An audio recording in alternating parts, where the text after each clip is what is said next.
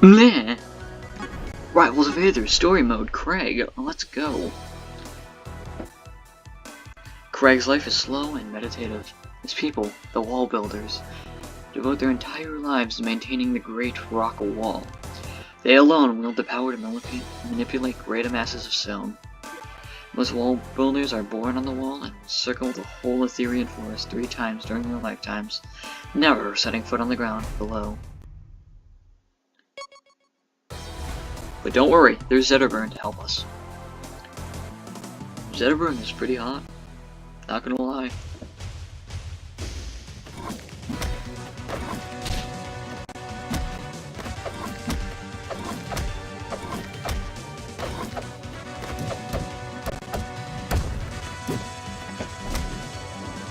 Okay, that was GG, no re. No re, GG. All the re. That was dumb. None of that should have worked. One day, Craig comes upon a huge breach in the northern wall.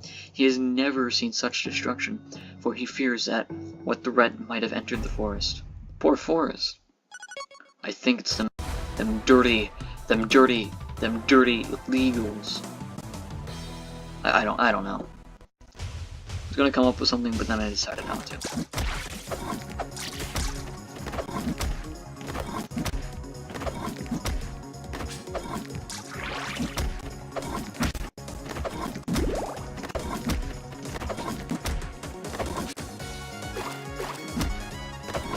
Dex skill.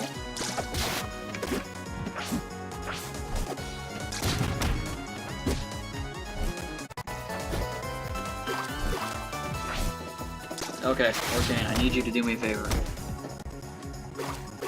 Thank you. Thank you. I'm not going to tell the audience what the favor was, but I assure you, it is in fact a favor. Craig summons the rocks to begin repairing the wounded wall. A laborious process. He must heal it quickly to protect the precious Aetherian force from outside threats. Suddenly, the unthinkable happens. Craig is attacked from inside the wall. And voice print, hello. I kinda wish that they actually included the DLC in these forests. Just to randomize the encounters rather than it always be Forest Burn or it always be Zetterburn round 1 or something like that.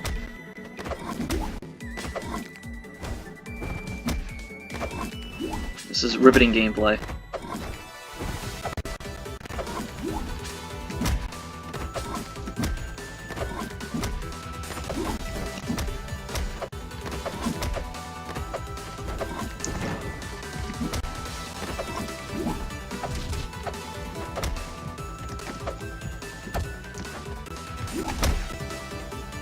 Why?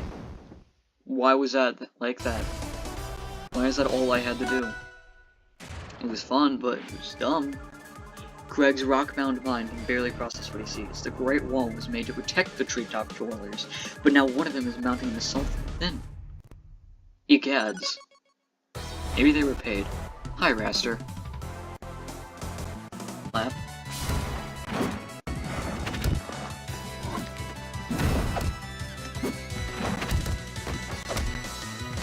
True combo, side B to up air, totally true, not at all fabricated, and not at all based on poor DI. Oh, outraged, Craig steps down off the wall for the first time in his life to confront the treetop trader, Maple, vigilant of the forest. Meanwhile, bystanders gather. Treetop dwellers see only Craig trespassing on the forest floor to attack one of their own. Outraged, they vow retaliation on the former allies, the Wall Builders. That's a shame. Maple, you really screwed the pooch on that one. Also, Maple's green.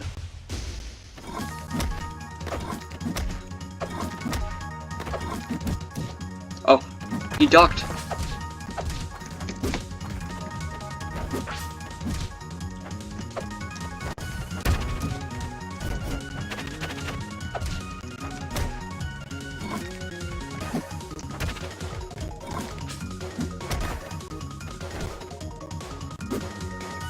Edge guards. Oh, he has 2 stocks.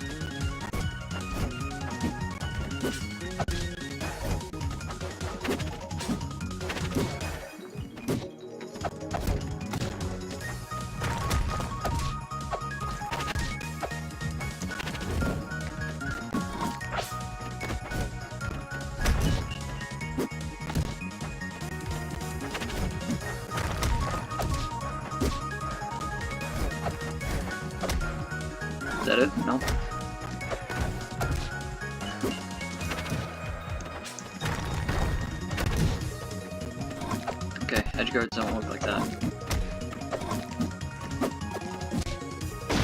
But killing does work like that. Stage 5 cleared. And I got another silver medal. To Craig's amazement, the purple treetop dweller vanishes. Mayreed, younger sister of Maple, approaches and drops a letter to the forest floor. The letter explains that the shadowy warrior couldn't have been the real Maple because she left moons ago to find the source of strange purple disease in the forest. Craig realizes that the only way to protect his beloved wall and forest is to leave them. So sad. Mayreed sends Lily with Craig to help him track down Maple on her quest. Huh. I got a silver. Isn't that nice? On to... Why not? No, that is... On to Maple's thingamabobber. Maple, self-appointed guardian of the Aetherian forest and daughter of the treetops, protects the treetop lodges in the floor below with her companion plant, Lily. High in the canopy, the treetop dwellers look down on the lonely denizens of the forest floor. But Maple knows the forest is one. They will thrive or perish together. And now Maple feels a disturbance through the roots of the forest. There is a sickness underground. Hey, that's exactly what we heard about. And we are fighting immediately against Raster. Maybe he's the sickness. I don't know.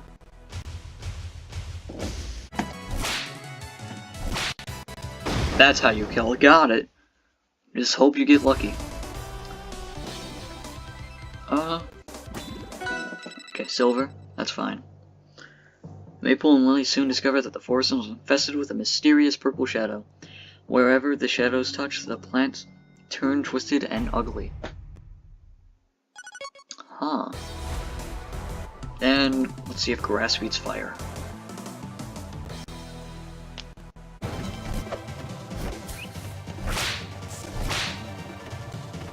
I hoped. But no cigar. Okay. Maple is out of the running. So the sickness seems to be beyond the rock wall. Maple realizes that she must go. She leaves Lily in the care of her younger sister, Mayreed. Maple gives Mayreed a letter that details all of her discoveries about the purple rot and its source. Maple tells her sister to share the letter with any forest dweller who will read it. Mayreed worries that Maple is too reckless and begs her to stay. Both sisters feel the danger lurking beneath the roots. Indeed, all of Aether could be in trouble. Why isn't Mayreed a skin? Like, why isn't Mayreed a skin? Why isn't... Yeah. I feel like Mayreed should be a skin. Maybe it is. Maybe she is. And I'm just dumb.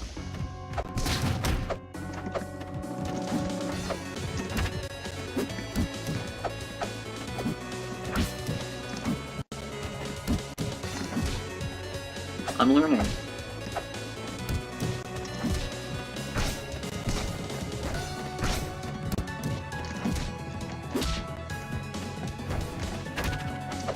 Oh man, I'm gonna go online and see if that works. And that's how Cookie crumbles. Alright, Maple's my new main.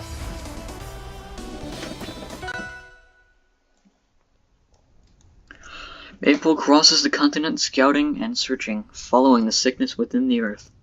With each day from the forest, she feels herself growing weaker.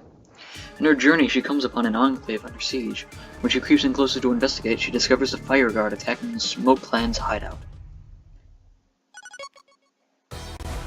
And Orcane. Orcane is there, helping the fire guard. I guess. I don't... That didn't work.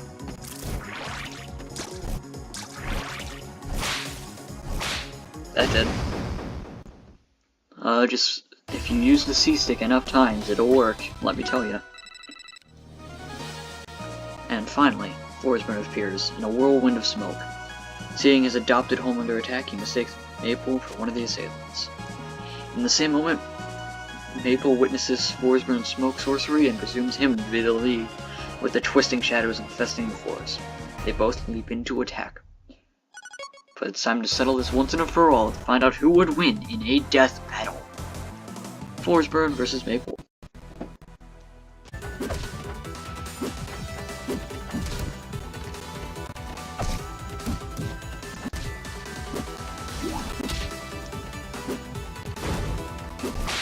Okay, I think that's it.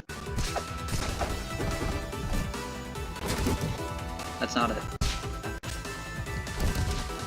Also not it. That's it. There we go. Okay. That was long-winded, but I got consistent silvers, and that's what really matters. Look at how intently they stare into each other's eyes.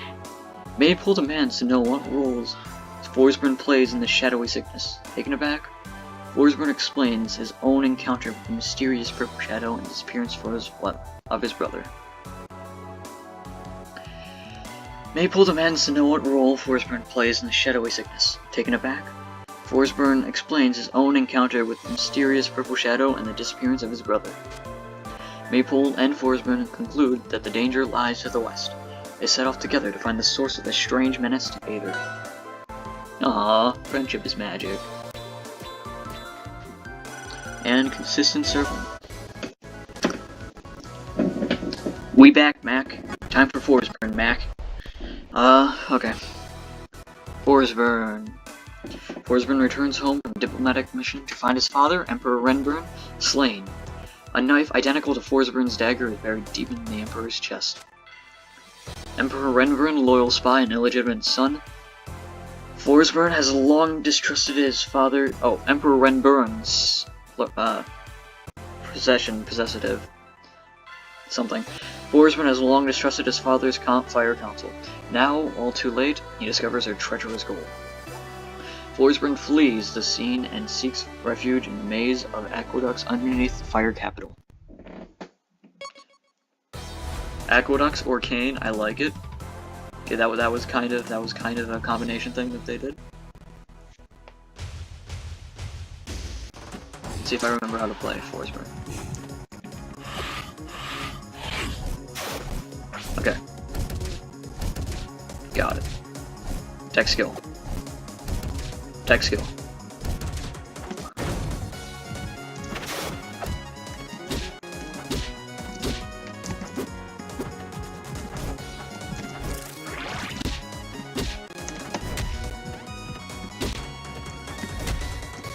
Okay, that worked. 0 to death. JV3. It worked. And it felt nice. I got a gold. Suspected of murder, Forsburn seeks to warn his beloved royal brother and prevent the Fire Council from seizing the imperial throne. But when Zetterburn returns to the Fire Capital, he doubts Forsburn's conspiracy theories. The brothers fight and Forsburn flees, wounded and betrayed. Zetterburn, convinced his brother is guilty of patriotism, is devastated. Poor Zetterburn. His beloved brother killed his father. He tells no one of their clandestine altercation or of Forsburn's escape. Speaking of escape, here's Crag. Why is Crag's knuckles so big? I want the biology. I want the actual biology of Crag.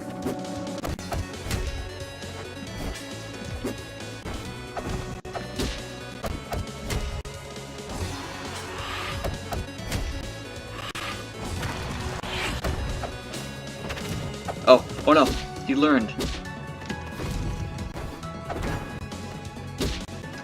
And that could have been dangerous.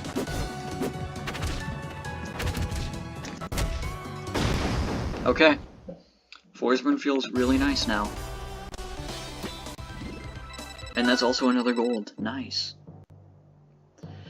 Forsburn flees to the far outskirts of the Fire Empire. One night, seeking refuge on the border of the wastelands, he awakes to find himself surrounded by murky strangers.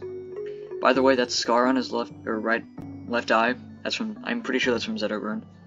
They emerge from a ring of smoke and identify themselves as sentries from the Smoke Clan. They seize the wandering fire citizen and bring him to their settlement. I mean, was it consensual? Okay, that's enough.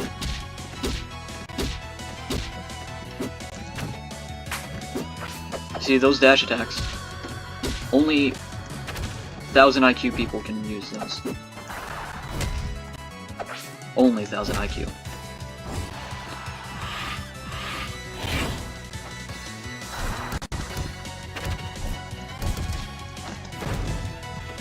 And he teched it, of course.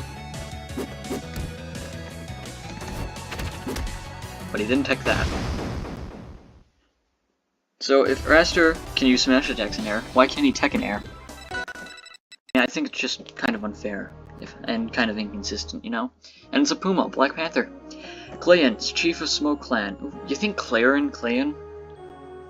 Oh, actually, that would be a pretty cool combination, or that would be a pretty cool little intertwinement. Learns of Forsburn's plight and his skill levels in espionage. She offers him a home in the Hidden Smoke Enclave in exchange for his allegiance. Forsburn vows his loyalty. He renounces the false light of fire and vows to learn the truthful deceptions of smoke. Truthful deceptions! Yeah.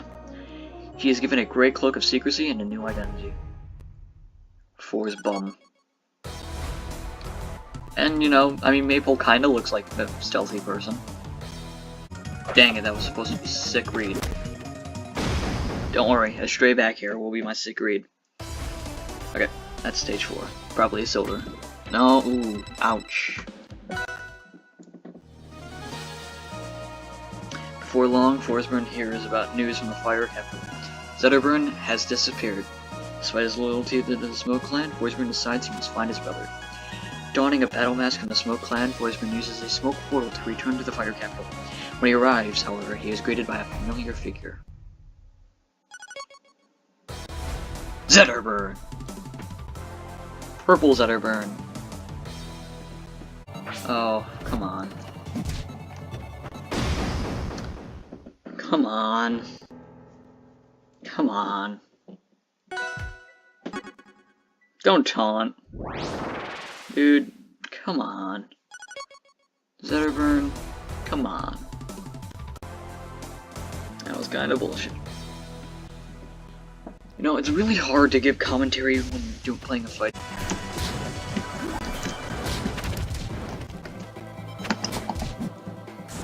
Thank you. Why did I lose to that? Why? He's a CPU, I'm a human. Oh, goody. As Forsburn uses his new powers of smoke to defeat his brothers at Zetterburn, vanishes. The fire capital pulses in purple shadow. Then Forsburn sees a blaze in the distance. The fire army has attacked the smoke hideout while he skirmished in the fire capital. Forsburn races back to his new home without finding his real brother or confronting the false Emperor Loxodon. There's now a false Emperor. And you? Yeah, I mean 2 golds does not outset 2 coppers. You would think that the average would be silver, but nah. You know, time to play Mr. Free.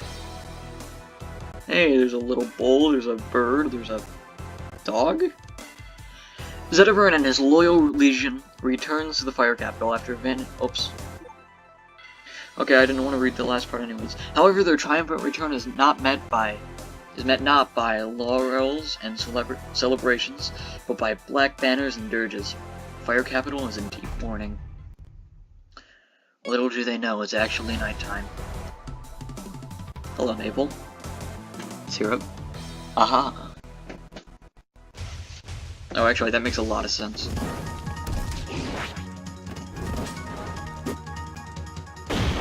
Well, okay.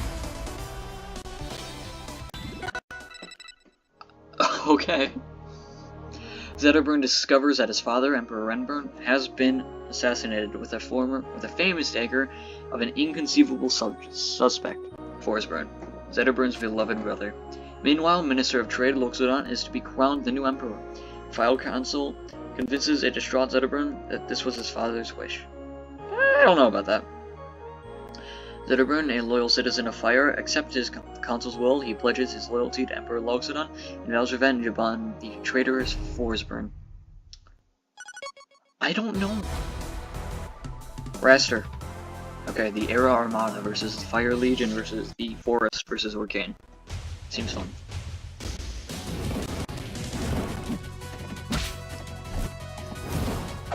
Oh no!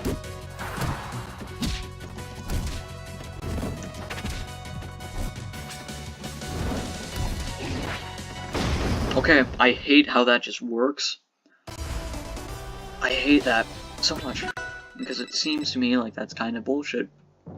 That night, Forsburn materializes in Zetterburn's Imperial chambers. Forsburn pleads for his brother's aid and accuses the council of murdering their father. Certain of Forsburn's guilt, Zetterburn flies into a rage, attacks his once beloved brother. Forsburn barely manages to escape with his life.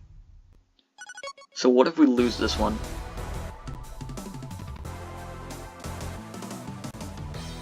I really hope we lose this one, even though it's impossible for us to ever lose again.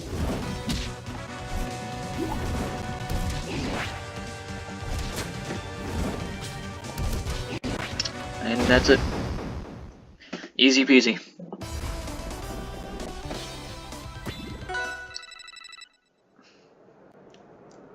Coronation Day dawns. The citizens present Loxodon with the Flame Imperium, a sacred torch granting the role of fire. Zetterburn watches, exhausted and doubtful. Suddenly, a water creature appears and steals the flame! Wow! It is the elusive Orcane. Orcane looks pretty buff. Orcane leaps with the flame into a mysterious purple puddle and it's gone. Hi, Craig. I need to find witty things to say. Or I can just actually commentate. That would be fun.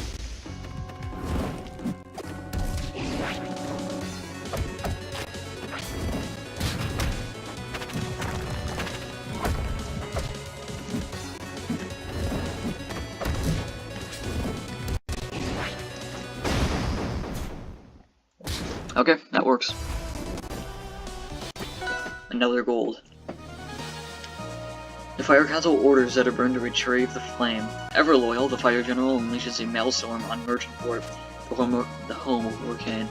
Zetterburn rampages through the unprepared city until he reaches the docks, where he finds a purple Orcane guarding the ceremonial torch. See, he's not as buff in that one as he is in the actual other screenshot thing,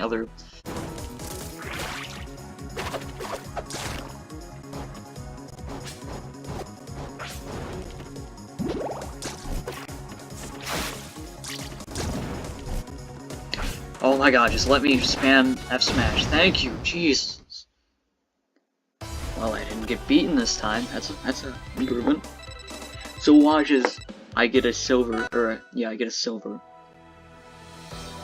Suddenly, Orcane dissipates. The water creature was a mere shadow.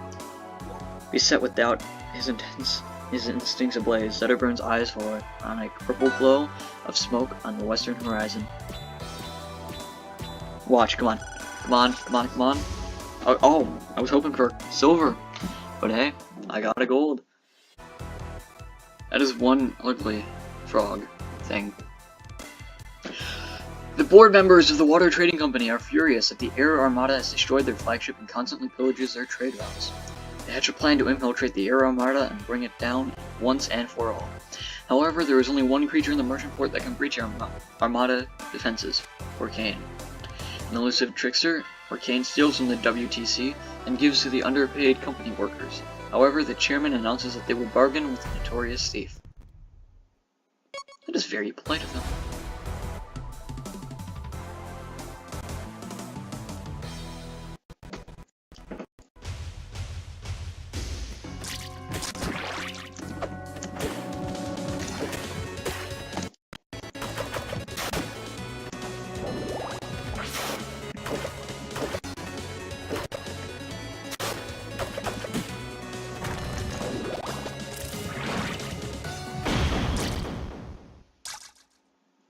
I like to think that that was cool, but I don't actually know. The chairman knows Orcane's fondness for the poor fisherman Nesbit and his granddaughter. Nesbit's low wages are barely enough to put food on the table. The chairman appears at the dock and offers a feast for Orcane's adopted family. However, in exchange, the family must convince Orcane to do the bidding of the WTC. But the savvy Nesbit bargains for more. A yearly feast for all the workers in Merchant Port. One day, of holiday each week and representation at WTC board meeting. The chairman frowns. It is a steep bargain, but he is forced to agree. I like this guy. Nesbit, was it? I want everybody to praise Nesbit in the comments. Nesbit's nice. I like him.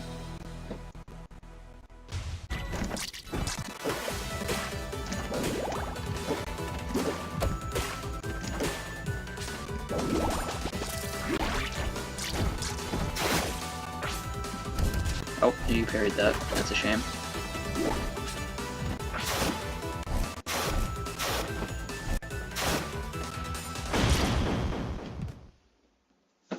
Okay, that was fun. Silver, okay. Nesbit's granddaughter is the only one who can convey the plan to Arcane. The water creature agrees and he will do anything to help his adoptive family.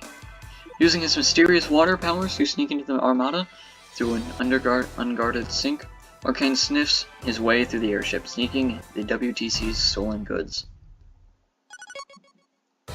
I'm pretty sure the Air Armada are the only villains here in this whole story so far, aside from, you know, Fire Council.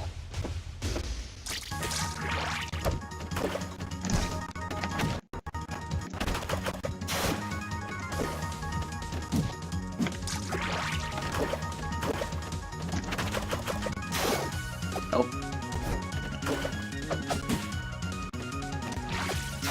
Oh, I thought he was going to do the upbeat.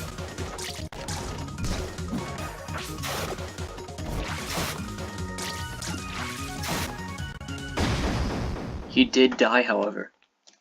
Arcane feels really nice. Jeez. Another gold. Suddenly, Arcane happens upon a strange scene. He spies the Air Armada commander selling the chairman goods worth millions in exchange for a single scroll. This is no ordinary scroll. It's a shimmering, shifting map illustrating weak points in the defense of every civilization across the surface of Aether. The Air Armada, kind of dicks. Kind of assholes. Kind of rude people. What a punch up the...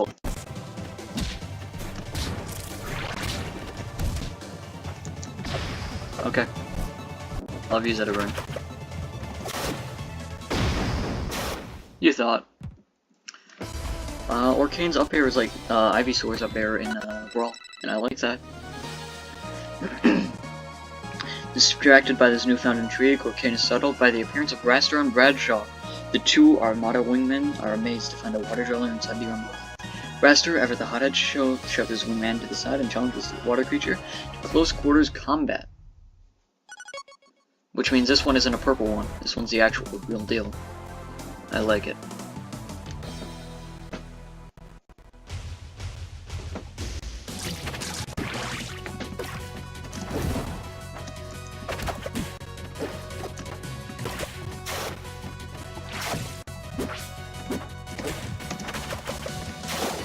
Oh, I really wish I could say that was mine.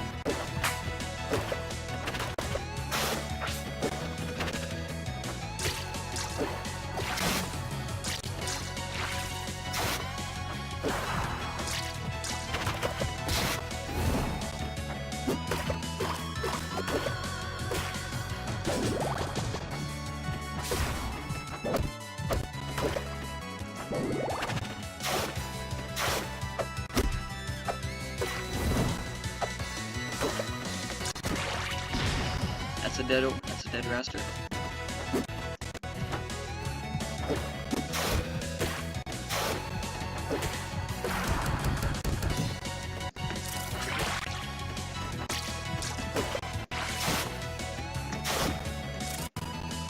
That's a dead Arcane, because Arcane is brilliant. Arcane is brilliant, and that is also a dead Raster. 2 golds, 2 silver. Arcane defeats Raster and leaves out of the Air Armada ship, the chairman's goods in tow. He returns with his loot to Merchant Port, only to find his beloved docks in flames. Quickly, he sweeps Nesbit's granddaughter to safety and puts out the flames.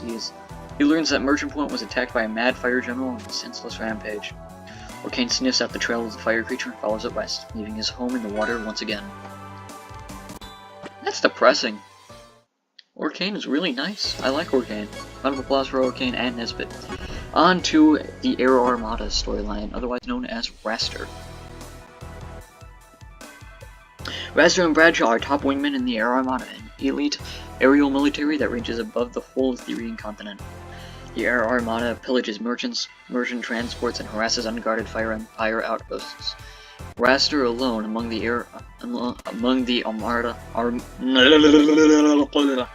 Armada flyers is known to break rank for personal glory. Raster is a brilliant but unpredictable flyer. Bradshaw is cautious but steady. They have been best friends and unlikely partners since their days in the Air Academy. Huh. And Craig's arrival here. Wonder if it's Purple Craig or not.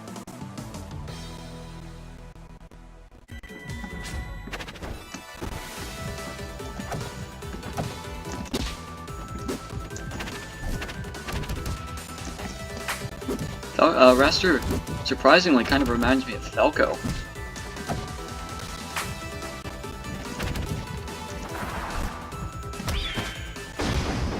I know, right? Shocking. Raster, a bird, reminds me of Falco, a bird with lasers? Okay, I think out of the main cast, Raster may be my worst character, and okay. Raster swoops in to investigate while Bradshaw follows. The two friends Perute in the air, showing off for each other. They fly in fast and reckless. I assume that's in regards to the wall. Maypole Raster versus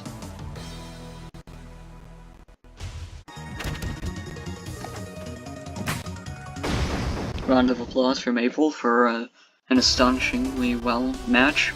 Astonishingly good match. And that's a copper. Meanwhile, on the wall below, Craig, a wall builder, has just returned from a confrontation on the floor's floor. He anxiously repairs the wall, impatiently calling up the stone. Hey, look, there's the plant from Craig's story. When Craig sees Raster and Bradshaw diving towards the wall, he braces for attack. Assuming that the Air Armada is taking advantage of the weakness in his wall, Craig pulls up a rock and hurls it upwards, smashing Bradshaw out of the sky. Zetterburn is up next.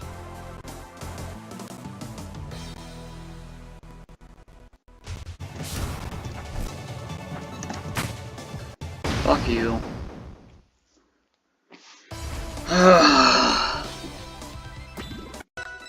Yeah, I kinda deserve that.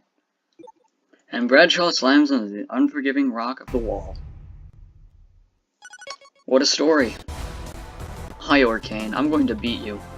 Better than how I beat Zetterburn.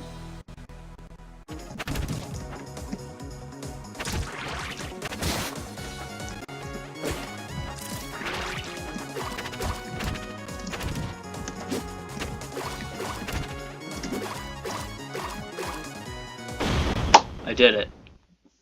All me. I did it. And I got a gold. Nice. Seeing his wingman in peril, Raster, wingman? Birds! I see what they did there. Raster erupts into a blind fury, screeching in rage. He wheels in midair and launches himself at the rock creature. Now for the showdown of the century. Time to find out if rock type is good against flying.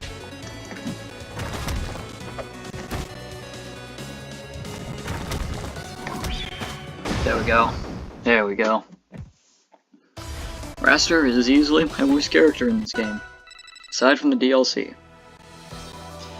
Victorious against the wall builder, Raster carefully picks up his injured friend and carries him back to the Air Armada. Raster is ridden with guilt for allowing his reckless bravado to endanger his devoted brother in arms. He swears to find Craig to seek revenge. Meanwhile, below, Craig picks himself and quickly repairs the wall. Mysteriously, the wall sets off east, accompanied by a small Aetherian companion vine. Yeah, that does not surprise me. The final battle. Ah! Okay, sorry. Somebody stabbed me in real life. Their journeys have led to the same place, where verdant grasslands once grew around the Godet Delta. A vast crater now churns with east seas. Volcanic ash clogs the air. Maypole and Forsburn arrive to find Zetterburn already at the water's edge. The proud lion averts his eyes from his brother whom he wronged. O'Kane arrives soon after.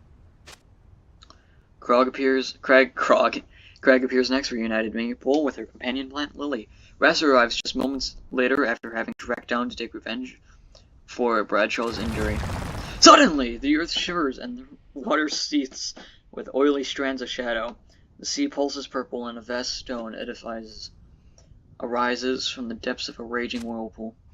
This strangely ancient stone structure seems to be a gateway.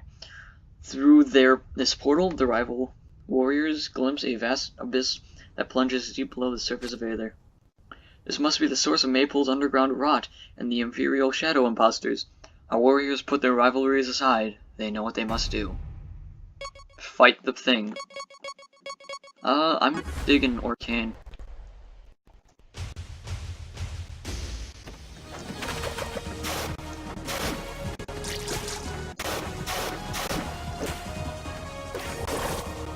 Oh, right.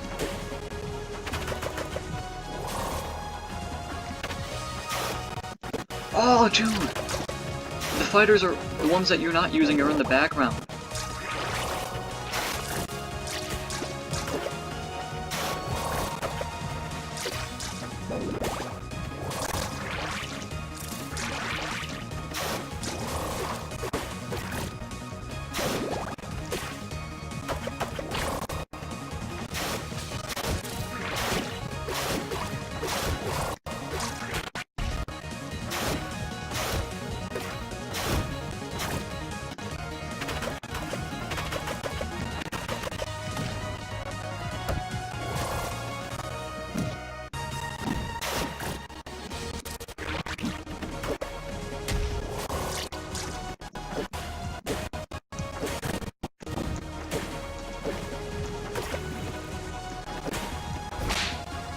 Oh, and that's it for that. And rest. Ready.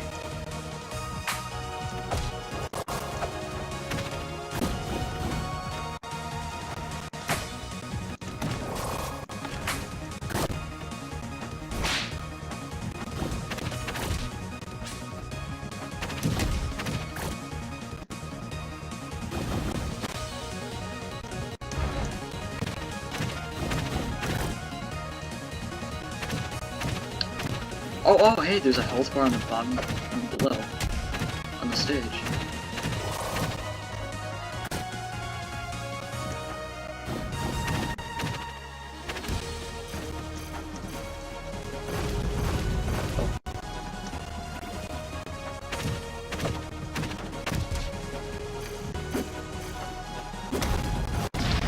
Okay, well, thank you, Forsburn. Shadow Forsburn, really helpful.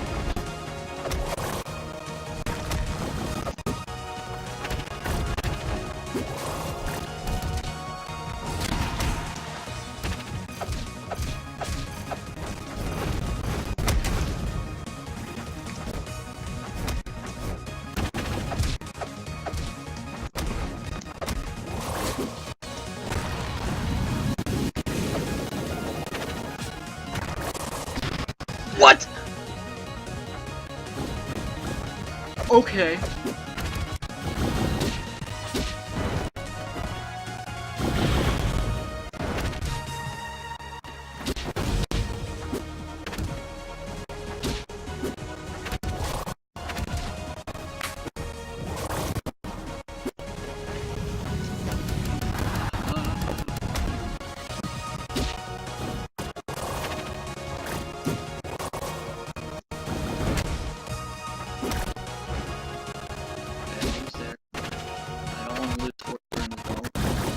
But if I do end up losing Forsburn, I have Maple. But I don't. Okay, so that's good. I win. I beat the bat things. The shadow creatures are vanquished. The no longer rivals reunite and make amends for their past fights. However, the peril to Aether perhaps remains. What were those shadows? What did they want? Why did they incite strife among the civilizations of Aether?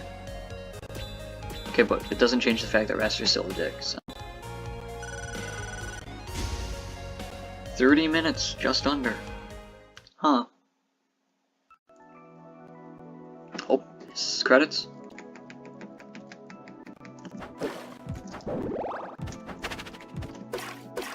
Not even interactable.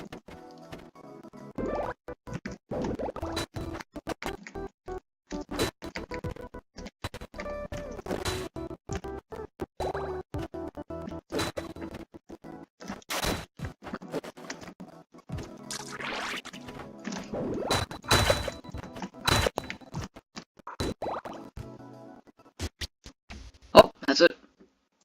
I did it. Score of 83. Nice. Oh. The end! The end is nigh. Bill Nye the Science Guy. I would love to continue into the abyss. Embrace my unknown.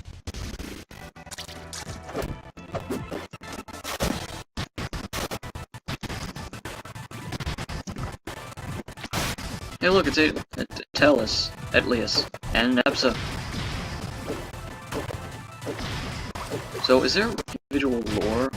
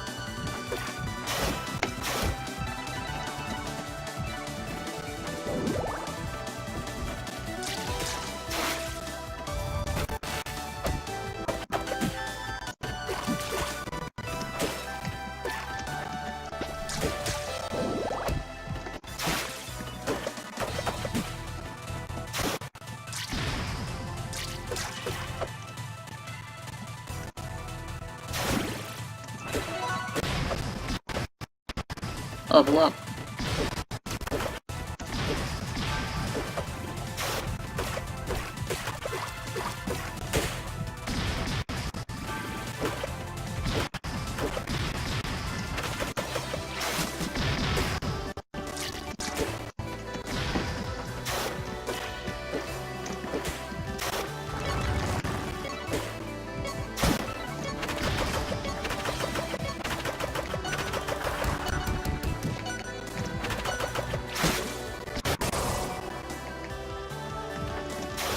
I tried.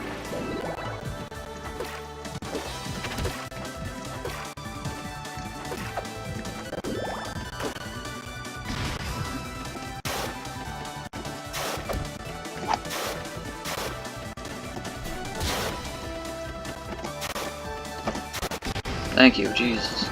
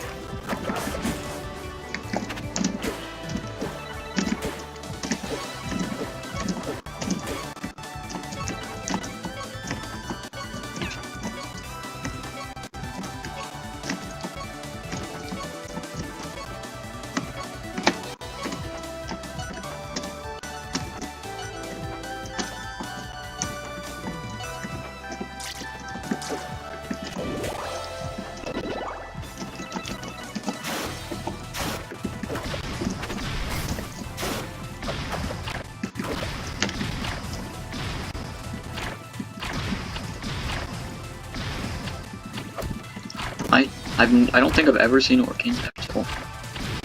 It's adorable.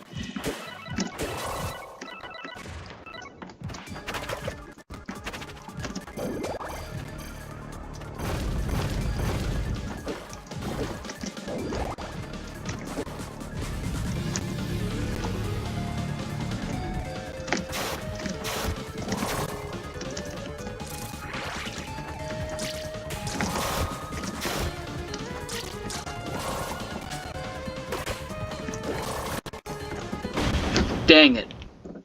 Okay, I mean, I made it a decent amount. I made it decently far. Wave 14. Yeah, that's alright. But yeah, that's it. That's the final level. You can go into Abyss mode after that, which I'm currently in. But yeah, that is all for Rivals of Aether, the story mode. If you guys want to see an Abyss mode, more Abyss mode, just let me know in the comments. But yeah, that's it. Goodbye.